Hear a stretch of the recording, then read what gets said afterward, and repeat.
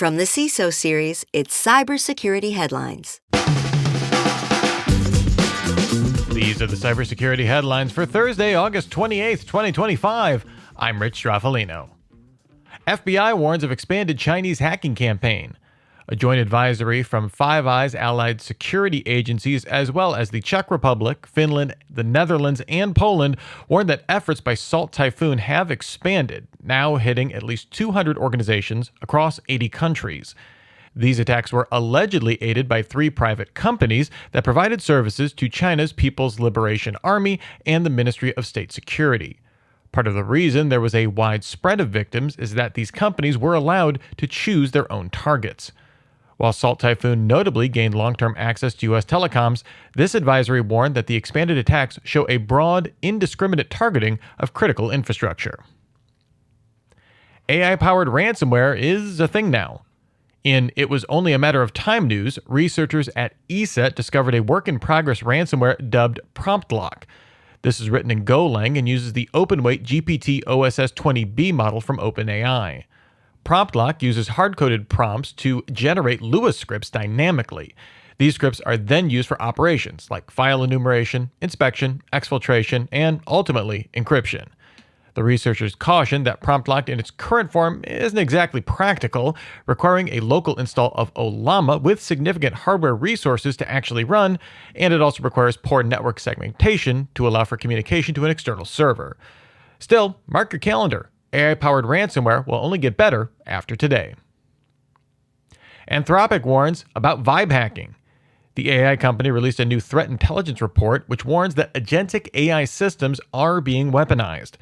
The report profiled a threat actor using Claude code to run a data extortion operation end-to-end that hit at least 17 organizations across a variety of verticals in about a month. Anthropic's Claude chatbot was used for everything from technical consultation to crafting psychologically targeted extortion demands. The report also detailed the use of Claude by North Korean IT workers to get jobs at Fortune 500 U.S. companies and saw ads for romance scams using its chatbot on Telegram.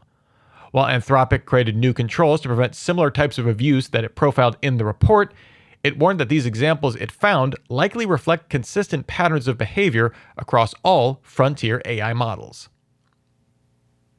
Swedish municipalities impacted by suspected ransomware. Miljödata is an HR software provider used by about 200 Swedish municipal governments. Its CEO, Eric Hallen, confirmed that threat actors are attempting to extort the company, seemingly as part of a ransomware attack. Several regional governments confirmed that they use Miljödata to handle medical information and other sensitive employee data.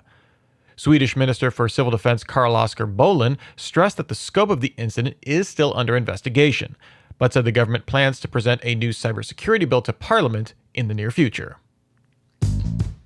And now, thanks to today's episode sponsor, Profit Security. SOC analyst burnout is real. Repetitive tasks, poor tooling, and constant alert noise are driving them out. Profit Security fixes this.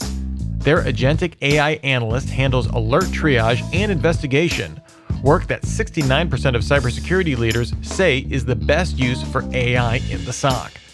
Say goodbye to burnout and hello to efficiency. Check out profitsecurity.ai. That's PROPHET security.ai. US DoD using software maintained by Russians.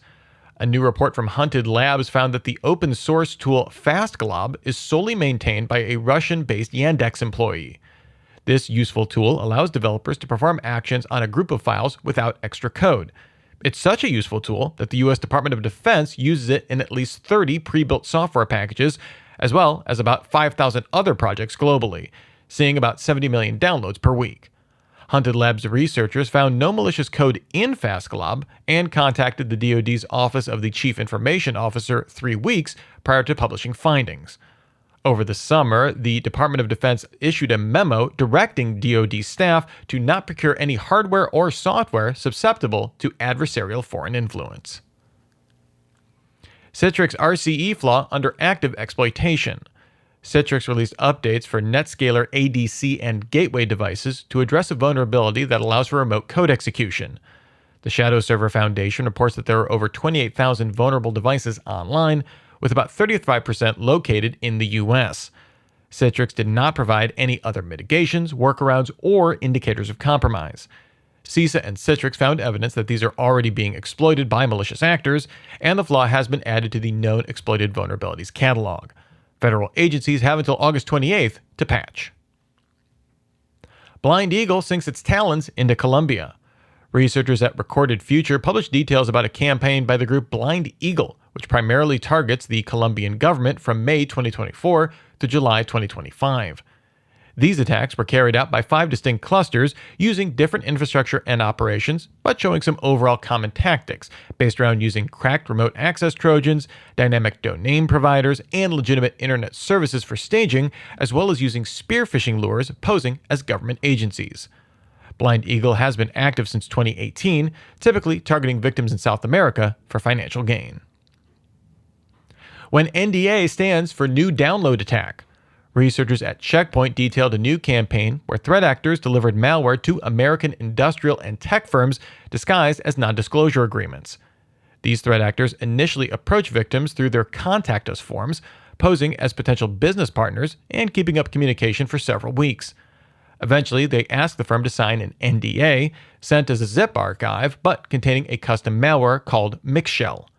This appears to be a highly tailored approach. In some instances, the threat actor sent completely innocuous zip files, seemingly depending on the victim's IP address and browser information. The threat actors also set up fake websites using domains tied to real U.S. businesses for added veracity. Staying on top of regulations is a headache for every CISO. But this isn't just about compliance. What happens when regulations disrupt the sales process? That's what we'll be digging into on this week's episode of Defense in Depth.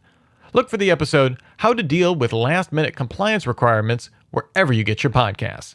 And if you have some thoughts about the news from today or about the show in general, be sure to reach out to us at feedback@cisoseries.com. We would love to hear from you. Reporting for the CISO Series, I'm Rich Straffolino, reminding you to have a super sparkly day. Cybersecurity headlines are available every weekday. Head to cisoseries.com for the full stories behind the headlines.